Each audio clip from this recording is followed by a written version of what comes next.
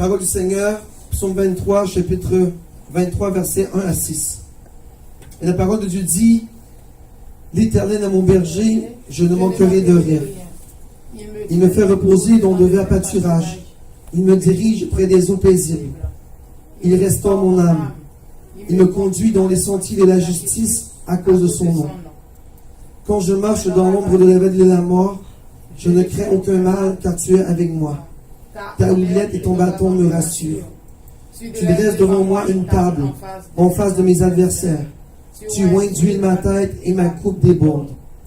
Oui, le bonheur et la grâce m'accompagneront tous les jours de ma vie. Et j'habiterai dans la maison de l'Éternel jusqu'à la fin de mes jours. Amen. Ce matin, j'aimerais aller parler précisément du verset 5.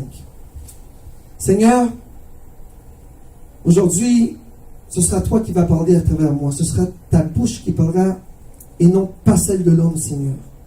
Cet esprit prend contrôle totalement de cette célébration.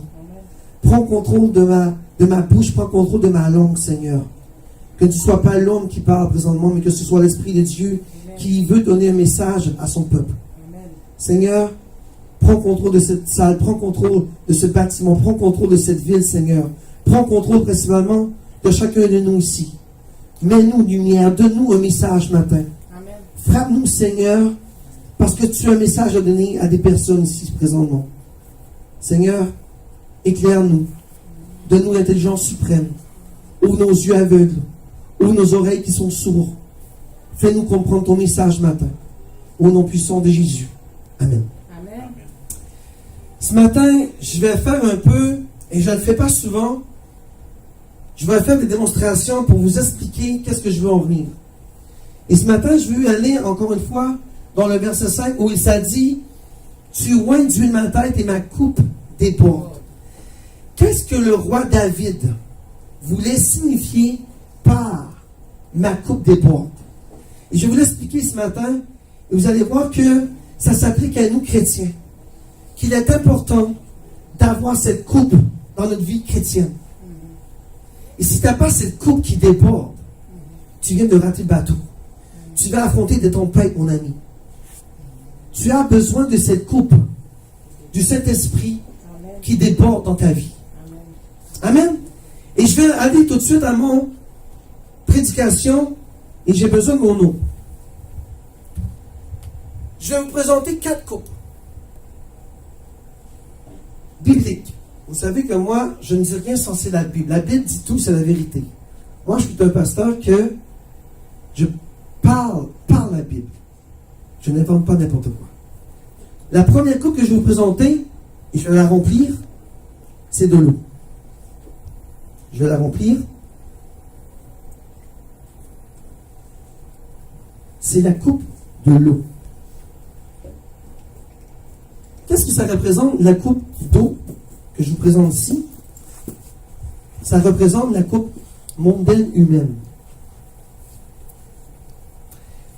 Dans la Bible, il y avait 4 personnes que je vous présentais. Et il y en a plein que je pourrais vous parler pendant des heures et des heures. Mais j'ai choisi 4 personnages qui représentent cette coupe d'eau-là. Ou par leur action, ou par la signification de la parole. Parce que vous allez voir que je vais nommer des grands noms là-dedans. Et c'était des hommes de Dieu incroyables. Sauf le premier. Le premier que je vais vous parler, qui représente la coupe d'eau, c'est Pharaon. Et je vais aller dans la parole. Vous savez, moi je me sers toujours de la Bible. La coupe de Pharaon était dans ma main. Et là on me dit dans Genèse 41, la coupe de Pharaon était dans ma main. Je pris les raisins, je les pressai dans la coupe de Pharaon et j'ai mis la coupe dans la main de Pharaon. Qu'est-ce que ça veut dire ça? Qu'est-ce que ça représente, la coupe de Pharaon? Vous savez que Pharaon était un roi qui était extrêmement mondain. Et c'était un roi méchant. La coupe que je vous présente là, ça représente la coupe de Pharaon. Le monde, vous voyez, je vais vous le lire. Vous savez, le mangeons, buvons et mourons. C'était ça, Pharaon. Lui, il vivait pour le monde. Il vivait par sa méchanceté. Lui, c'était le plaisir de la vie. C'était le plaisir mondain. Tout était attiré par lui, par le monde. Il n'y avait aucun monde de Dieu en lui. Il avait ses dieux, ses faux dieux. Pharaon était attiré par le monde mondain. Et malheureusement, aujourd'hui, c'est ce que nous vivons aujourd'hui en 2018, c'est que le monde est attiré par des esprits démoniaques qui attirent les gens dans l'humanité mondaine. Voyez, l'Internet, la télévision, tout ce qui est attirant, les jeux vidéo, les Game Boy, tout ce qui est téléphone cellulaire, tout ce qui attire, vous avez l'esprit de Pharaon. Si vous êtes attiré par ces jouets-là, vous avez en quelque sorte un peu des traits à Pharaon. Je ne vous dis pas que vous êtes des pharaons là. Vous avez des esprits qui vous essaient de vous apporter ton esprit de Pharaon. Tout homme est attiré par ces bébés-là. Tout homme, même un chrétien, même un pasteur, même moi j'aime mon téléphone, même moi j'aime des choses multimédia. Mais il faut casser ça dans votre vie. Parce que ça vous entraîne dans la misère. Vous n'avez pas besoin de ça pour vivre. C'est un gadget qu'on appelle. N'est-ce pas? Est-ce qu'on a besoin de téléphone pour vivre? Est-ce qu'on a besoin de la télévision pour vivre? Est-ce qu'on a besoin de la radio pour vivre? Est-ce qu'on a besoin de Game Boy, des jeux vidéo, des Fortnite, etc.? Non, on n'a pas besoin. Parce que ça, c'est la perte. Et ça, c'est la coupe d'eau. Vous voyez, elle est limpide. Et je pourrais ajouter, je n'ai pas avec moi, une goutte de soya avec ça, pour la rendre noire. L'impureté du monde aujourd'hui. Ça, c'est Pharaon, qui représente le monde. 1 roi 10-21. Toutes les coupes du roi Salomon étaient d'or et toute la vaisselle de la maison de forêt du Liban était d'or pur. Rien n'était d'argent et n'en faisait aucun cas du temps de Salomon. Quelle coupe que ça représente? Ça, c'est la coupe de la luxure. Vous savez, l'homme est attiré par l'argent. Je ne vous parle pas de Salomon encore, parce que Salomon, c'est un grand homme de Dieu. Oubliez le personnage, là. Je vais vous présenter la coupe que ça représente. La coupe de la luxure. La coupe, voyez, toute la coupe qui était attirée vers l'or, l'argent, tout ce qui était riche. Est-ce qu'on pense ça qu'on vit aujourd'hui en 2018? Est-ce qu'on veut être riche? Est-ce qu'on veut être plein d'argent? Est-ce qu'on veut être millionnaire? Oui, tout le monde est millionnaire. Ça, c'est la coupe du monde, c'est la coupe mondaine. Oui? Et la dernière que je vais vous présenter, qui représente le monde, et ça pour moi c'est la pire. Malheur à vous, dans Matthieu 23-25, malheur à vous, scribes et pharisiens, hypocrites, parce que vous vous nettoyez le dehors de la coupe et du plat, et qu'au-dedans ils sont pleins de rapine et d'impérence. Qu'est-ce que ça représente, Jésus, quand il voulait dire ça? C'est que les pharisiens ont une coupe comme ça. Dehors, c'est bien beau. Mais en dedans, c'est du poison. Et c'est ça qu'aujourd'hui, on voit des hommes et des femmes qui paraissent bien. On peut voir des belles femmes, des bels hommes, ils paraissent bien, mais en dedans d'eux, c'est du poison. Les gens paraissent bien gentils, les gens paraissent bien beaux, bien attirants, bien habillés. Vous voyez ça? Tous les artistes là. Ils paraissent bien beaux, bien millionnaires, bien d'argent. Tu vois, eux là, ils portent les 4 couples, ces gens-là, les artistes. Mais en dedans, ils ont donné leur âme à Satan. Et ça, c'est poison.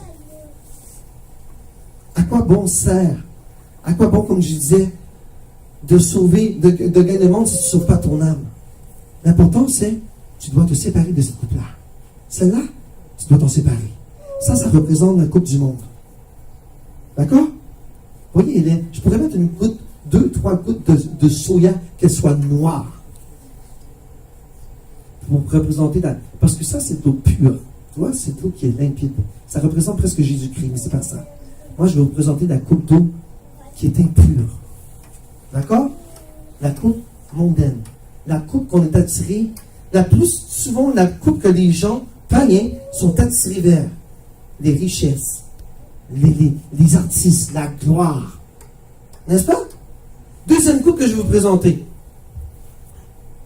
Et là, vous allez rire, mais c'est pas drôle.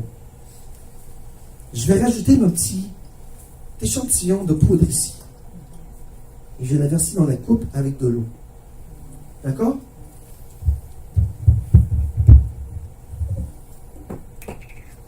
Je vais mettre de l'eau.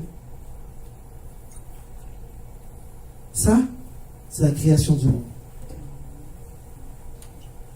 Dieu a créé le monde pur dans le jardin d'Éden. Lorsque le péché est entré, ce monde-là est devenu noir. Et j'aurais pu ajouter une goutte de soya. N'est-ce pas? Le péché est entré dans le monde. Jésus, Dieu le gloire, Dieu, je vais le verser. Et là, vous voyez, si je le brasse, ça va devenir bleu. Parce que je n'ai pas de petit bâton, mais ça viendrait bleu. En tout cas, je n'ai pas de petit bâton. Mais le liquide viendrait bleu. Le bleu représente, et là j'ai pris une couleur comme ça peut être noir, vert. J'ai juste pris comme ça pour vous montrer. Qu'est-ce que ça représente cette coupe-là? La colère de Dieu. Dans l'Ancien Testament, et si vous lisez bien l'Ancien Testament, Dieu a créé le monde, a créé l'univers, a créé ses hommes et ses femmes. Mais les hommes étaient tellement rebelles que la colère de Dieu est venue après son peuple. Pas une colère normale, pas une colère humaine.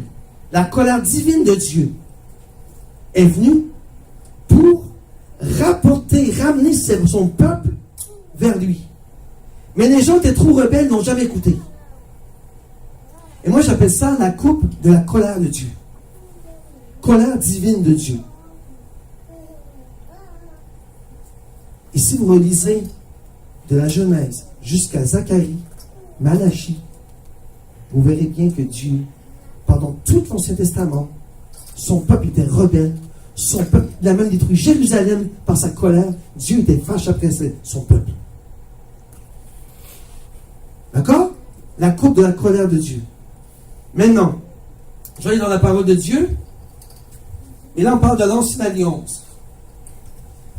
Luc 22, 42 dit, Père, si tu voulais éloigner de moi cette coupe, toutefois, que ma volonté ne se fasse pas, mais la tienne. Et là, ça, c'est Jésus qui parlait. Jésus disait, Père, que ta coupe, et là, on parle de la coupe de la colère de Dieu, s'éloigne de moi. Parce que Dieu devait supporter tous les fardeaux, tous les péchés. Il savait que c'était une souffrance interminable. Jésus-Christ dit, Papa, que cette coupe s'éloigne de moi, mais que ce soit ta volonté, non la mienne. Parce qu'il savait, Jésus, que lorsque cette coupe-là allait sur son dos, il allait transporter tous les péchés du monde. Tout. Et vous pouvez comprendre pourquoi Jésus a sué du sang. Parce que c'était trop fort pour lui. Il prenait tous les péchés, tes mensonges, tes vols, ton égoïsme, ton égocentrisme, ta hautainerie, peu importe le péché. Dieu a tout pris pour toi sur la croix. Jésus-Christ. Et là, il dit, Papa, il parle à son Père, il dit, Papa, que cette coupe s'éloigne de moi. Parce que je sais que ça va faire mal.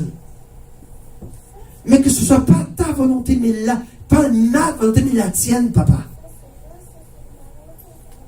Deuxième coupe, la coupe de la colère de Dieu. Amen.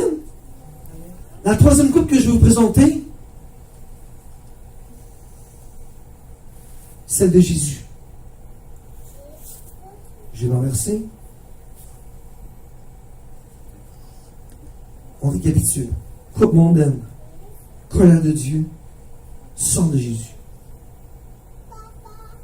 Alliance entre l'homme, son Père et lui.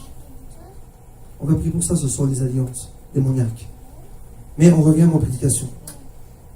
Jésus-Christ a versé son sang sur la croix.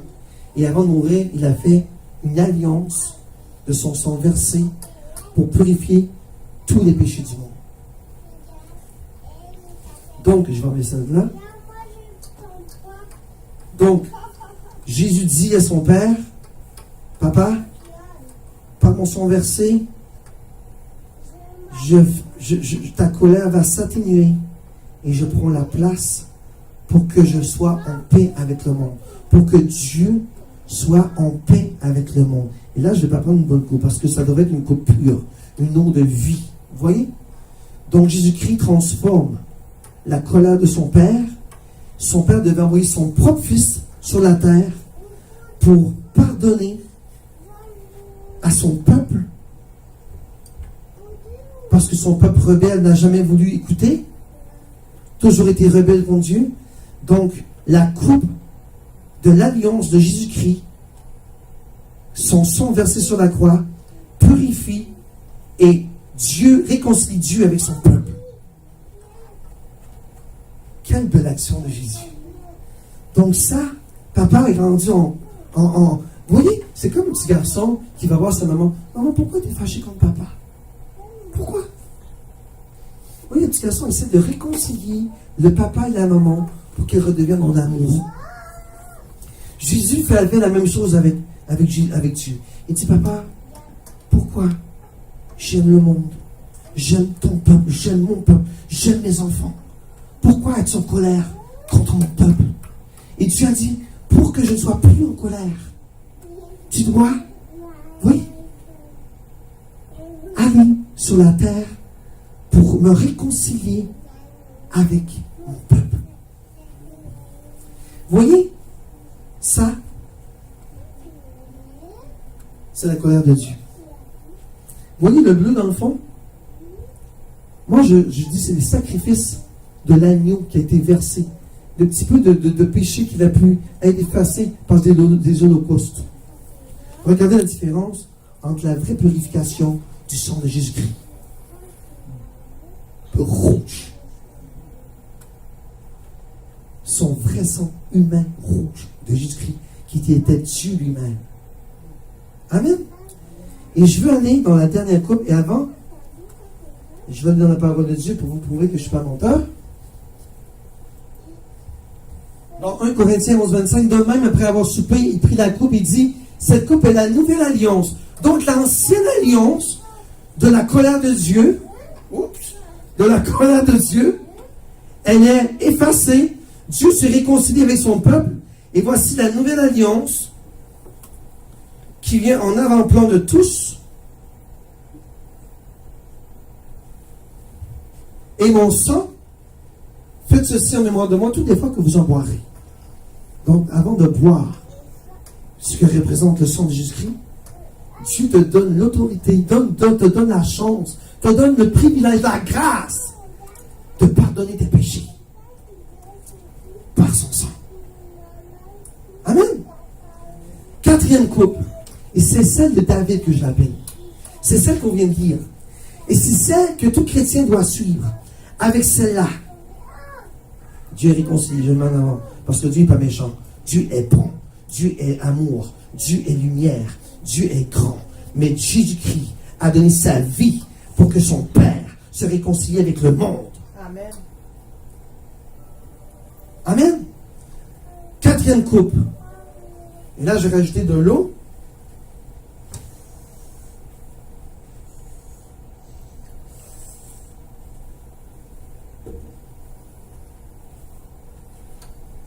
La coupe de David.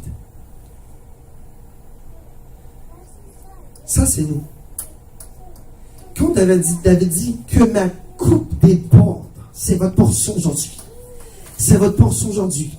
Dieu vous dit que si vous vous attachez à lui, votre coupe déborde. Que votre coupe déborde now. Au nom de Jésus-Christ. Je décrète et je déclare que cette coupe qui représente la coupe de David est un reflet miroir dans votre vie now, au nom de Jésus-Christ. Regardez, si j'ajoute l'ingrédient qui est du jus, et si je le mets dans l'eau, qu'est-ce que ça fait? L'eau qui est pure, qui représente Jésus, et son sang versé sur la croix. Hein? Et si je brasse le tout, ça ressemble presque à du vrai sang de Jésus, n'est-ce pas? Donc l'eau de vie qui est Jésus-Christ, plus son sang versé, représente la coupe de David. C'est ce que vous devez avoir. C'est ce que vous devez avoir dans votre vie. C'est cette coupe-là. Et là, je pourrais prendre ça et faire déborder de tout, mais je ne vais pas faire des dégâts. Cette coupe-là doit déborder dans votre vie. La coupe de David, la coupe de délivrance, la coupe de pardon, la coupe de paix, la coupe de joie, la coupe de communion fraternelle, la coupe du Saint-Esprit, la coupe des dons du Saint-Esprit, la coupe de Jésus-Christ qui te donne dans ta vie. Cette coupe-là doit déborder dans ta vie, now, au nom de Jésus-Christ. Cette coupe-là doit représenter ta vie. Cette coupe-là doit représenter un chrétien dans sa vie. Cette coupe-là doit être une coupe que tu dois toujours faire déborder. Parce que le jour que tu pêches, la goutte d'eau qui fait déborder le vase va arrêter. Et c'est pourquoi que le merveilleux Jésus-Christ de Nazareth, qui est venu sur la terre pour nous sauver, que le Jésus-Christ de Nazareth, qui est venu sur la terre pour nous pardonner nos péchés, la minute que tu te repens des péchés, on continue à verser l'eau. Le jour que tu offenses l'Éternel, la goutte diminue, la coupe diminue. Et c'est ça le problème des chrétiens. C'est qu'ils pêchent, mais ils ne pardonnent pas. C'est qu'ils pêchent, ils ne demandent pas pardon. C'est qu'ils pêchent, ils ne vont pas à la croix. Et lorsque tu ne vas pas à la croix, et lorsque tu pêches, c'est que le vase, ta coupe que Dieu t'a donnée à la croix, elle arrête de verser. Donc l'onction du Saint-Esprit, l'huile du Saint-Esprit arrête de couler à flot dans ta vie, Mandri Papa. Cette coupe doit toujours être versée. Cette coupe doit toujours couler. Cette coupe du Saint-Esprit, elle représente l'onction du Saint-Esprit. Elle ne doit jamais cesser dans ta vie. Et Dieu de gloire te donne le privilège et la grâce d'aller à la croix et de dire, Seigneur, ma coupe est arrêtée. Je n'ai plus d'onction. Je n'ai plus ce que j'ai besoin dans ma vie pour prospérer. Donne-moi, Seigneur, cette huile. Redonne-moi, Seigneur. Mais avant ça, tu dois quoi? Te pardonner tes péchés. Aller à la croix et dire, Jésus, give me your... Forgive me, Jesus. Pardonne-moi. Et à partir de ce moment-là, ce qui est merveilleux de Jésus-Christ, son sang va faire en sorte qu'il te purifie.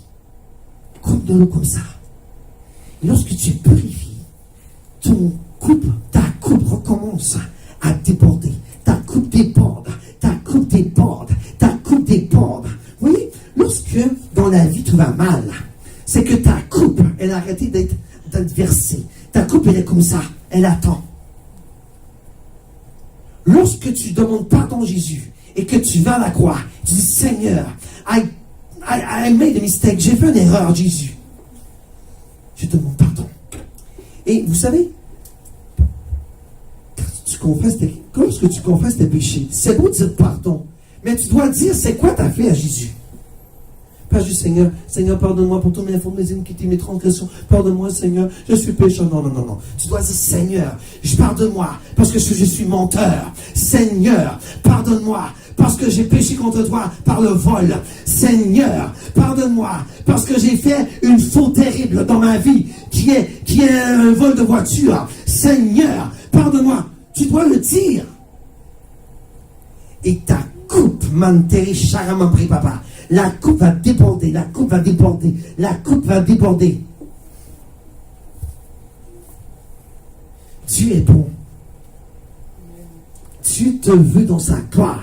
Et Dieu te donne. Aujourd'hui, c'est ça le problème. C'est que les gens sont tellement perdus dans le noir, sont tellement aveuglés par Satan le diable, qu'ils sont dans cette coupe-là.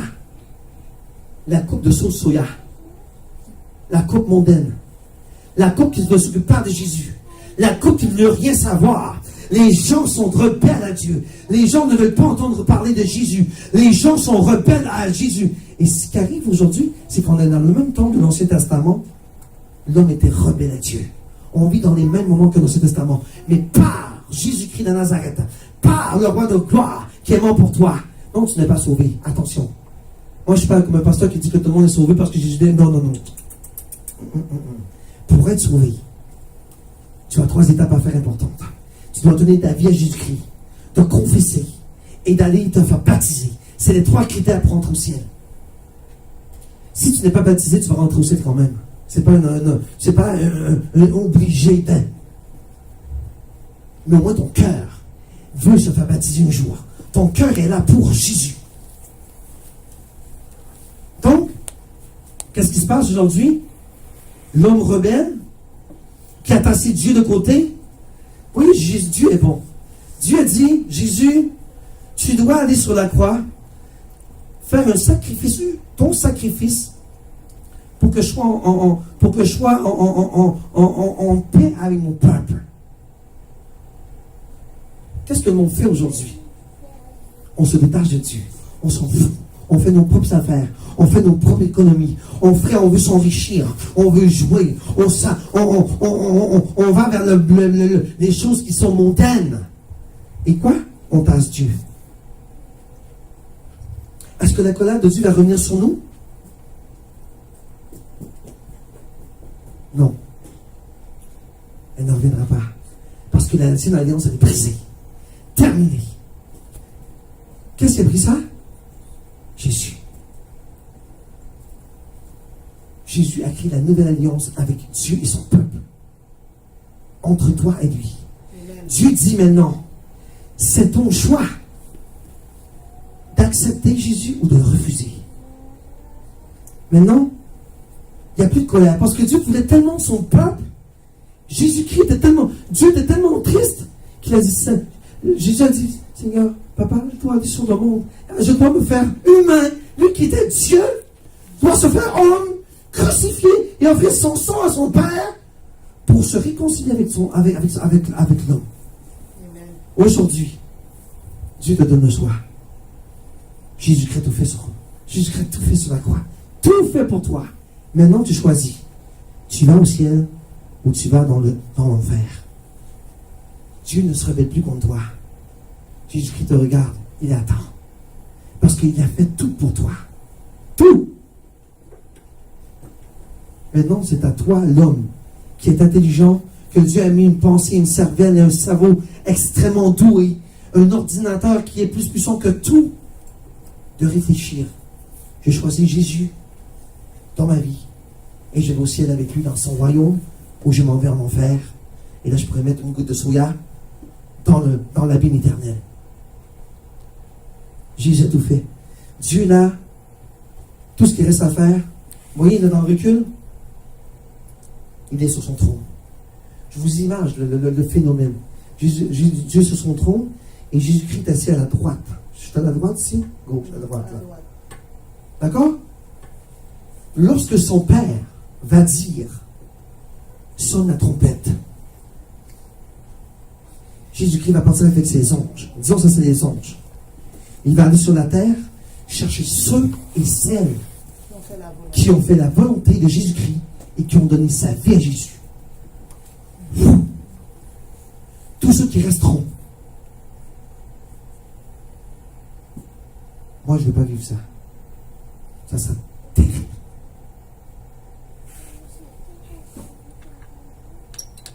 Dieu, à la fin, va prendre chacun petit toupette. Les petits toupettes, ça c'est nous. OK? Ça c'est québécois. Toi, tu sais c'est quoi je parle. Hein? Les petits toupettes, les petits nous, les petits québécois, les petits africains, les petits haïtiens, les petits français de France, les petits allemands, tout. Un par un, vous allez passer au jugement de Dieu.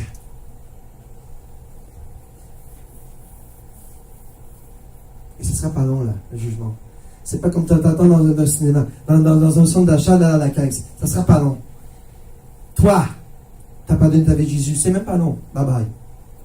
Toi, tu as été médiocre. Bye bye. Parce que Jésus t'a dit d'être chaud et non tiède. Tu ne peux pas être tiède avec Jésus-Christ. Tu dois être chaud avec Jésus. Tu dois le manger. Tu dois le prier. Tu dois l'adorer. Tu dois le vivre. Le vivre à tous les jours. Tu ne peux pas être tiède avec Jésus-Christ. Ça ne marche pas. Out. Et comme les catholiques le disent si bien, il y a un purgatoire, c'est faux. Il n'y en a pas de purgatoire. Il y a un enfer et un ciel. Il n'y a pas de purgatoire, là. Ça n'existe pas, c'est pas biblique, ça. C'est n'importe quoi que les catholiques inventent encore. Tu vas en enfer ou tu vas dans le ciel. Parce que Jésus-Christ a tout fait sur la croix. Maintenant, il dit, c'est ton choix. Tu me donnes ta vie ou tu vas dans les rêves.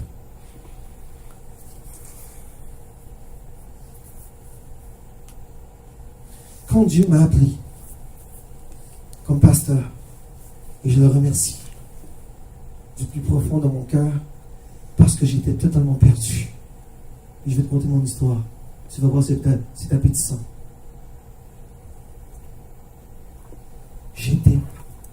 totalement dans le noir.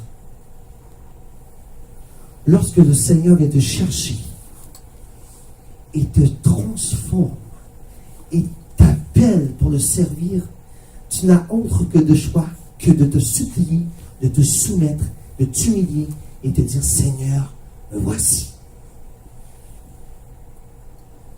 C'est une grâce que tu as d'avoir été choisi par Dieu. Parce que ce n'est pas tout le monde qui sont choisis par Dieu. Tu peux dire merci à Jésus d'avoir mis sa main sur toi et te dire, Patrick, je te veux dans la gloire. Tu sais que Dieu t'a appelé, hein? C'est le plus beau cadeau que tu peux avoir dans ta vie. Il n'y a rien dans le monde que l'appel de Jésus-Christ dans ta vie, qui est le plus beau cadeau. Amen. Pourquoi? Parce que tu mérites le royaume des cieux. Dieu t'a déjà choisi. Dieu t'a déjà donné la clé du royaume, Manter et Papa. Dieu t'a donné cette clé-là. C'est à toi maintenant de dire, je vais ouvrir la porte ou je vais la fermer. Et la clé, je la redonne à quelqu'un d'autre.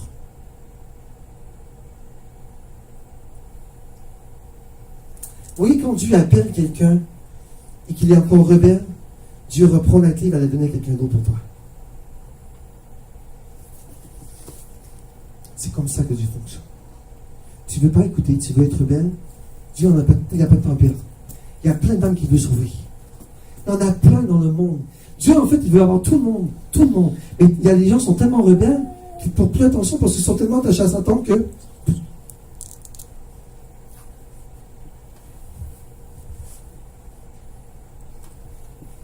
Tu vois, lorsque, et je vais encore revenir à ça, puis c'est important, tu sais que si tu n'as pas été appelé, et que même si tu as été appelé de Dieu, Satan réclame ton âme. Et j'aurai des exemples à te montrer et te dire, il y a des hommes et des femmes que Jésus-Christ a choisis pour sa gloire, que Satan réclame. Mais parce que Jésus vous aime, il ne permet pas à Satan de vous toucher. Comme Job. Est-ce que Job, Satan réclamait son âme? Oui. Jésus a dit, je te laisse Job, mais tu ne vas pas toucher à sa vie. Si tu passes des épreuves aujourd'hui, si tu passes des moments difficiles, c'est Jésus-Christ qui fait en sorte que tu te réveilles spirituellement et que tu reviennes vers lui. Il autorise Satan de t'aveugler. Il autorise Satan que tu aies des épreuves, que tu puisses sortir. Parce que c'est à travers les épreuves que tu deviens fort.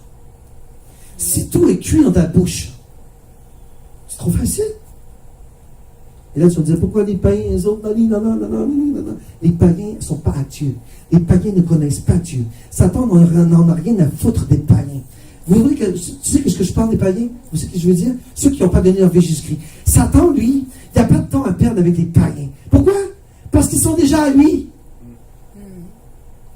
Il n'y a pas de temps à perdre avec eux. Ils sont déjà en enfer. Il sait. Satan, lui, recherche toi, moi, lui. Pourquoi? Parce qu'on a donné notre vie à Jésus. Et Satan est en conflit avec Jésus-Christ. Satan, lui, veut que tout le monde aille en enfer avec lui. Périr.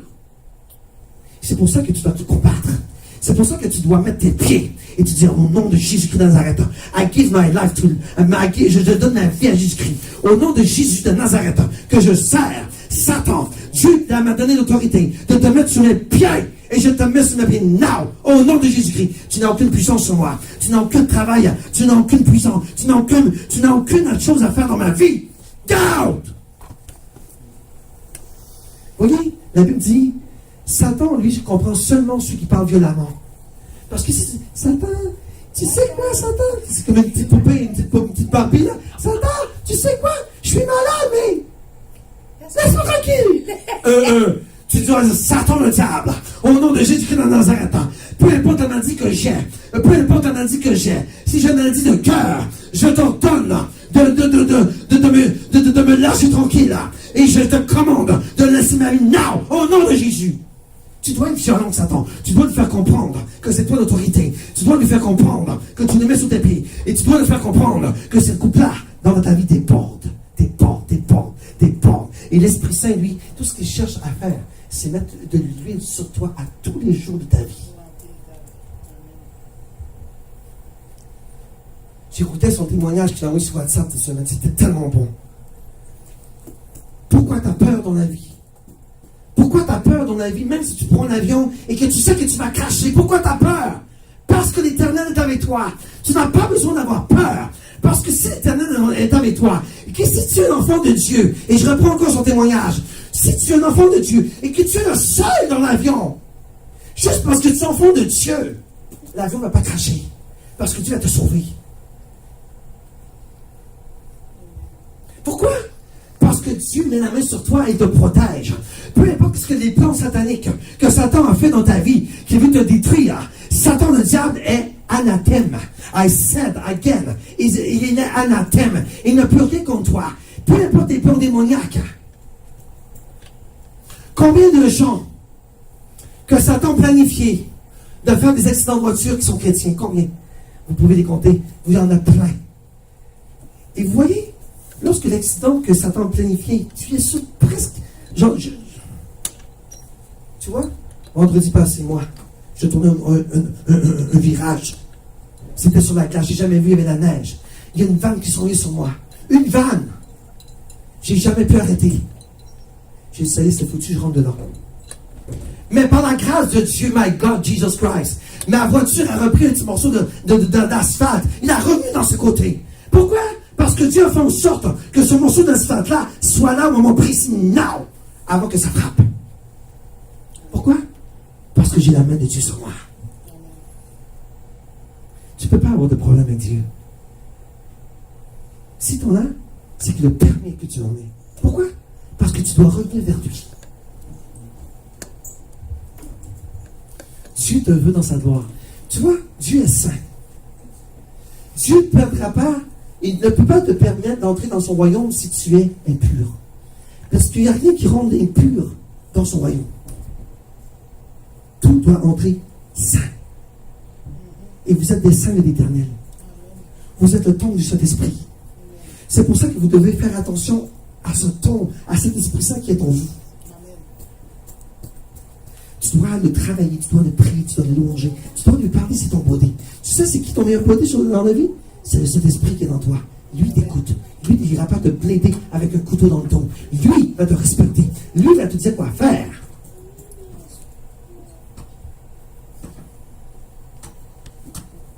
Lui va te diriger dans les points de voie que tu dois suivre. Des fois, on se pose, Seigneur, pourquoi ça m'arrive? Pourquoi j'ai tant de problèmes? Pourquoi ça m'arrive, Seigneur? Oh, mais tu devrais t'asseoir et penser à tout ce que tu as fait qui n'est pas en conforme avec l'Éternel.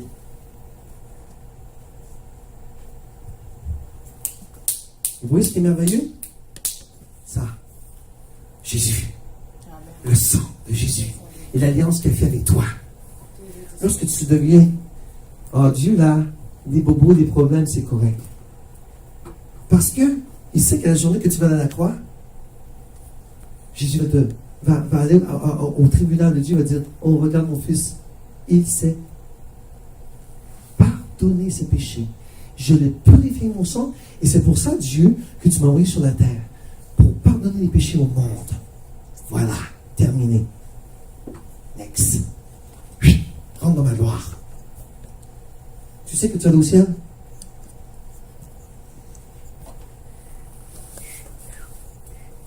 Satan réclame ton âme. Satan veut t'avoir en enfer.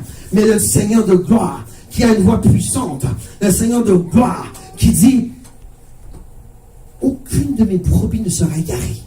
Vous savez quoi? Vous faites partie de ces brebis. Amen. Il est ton berger.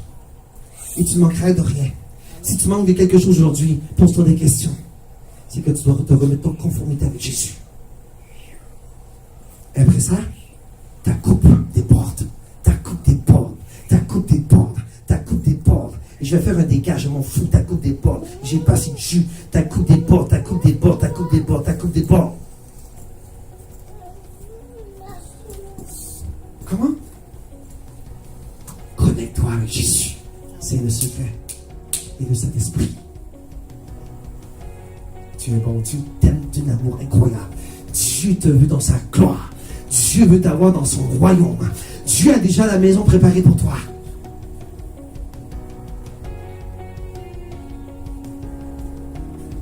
Si tu as choisi d'aller dans le royaume des cieux ou aller en enfer, moi je te conseille fortement d'aller dans le royaume des cieux. Parce qu'en enfer, c'est pas possible. C'est des cressements de dents et des douleurs atroces, seconde par seconde.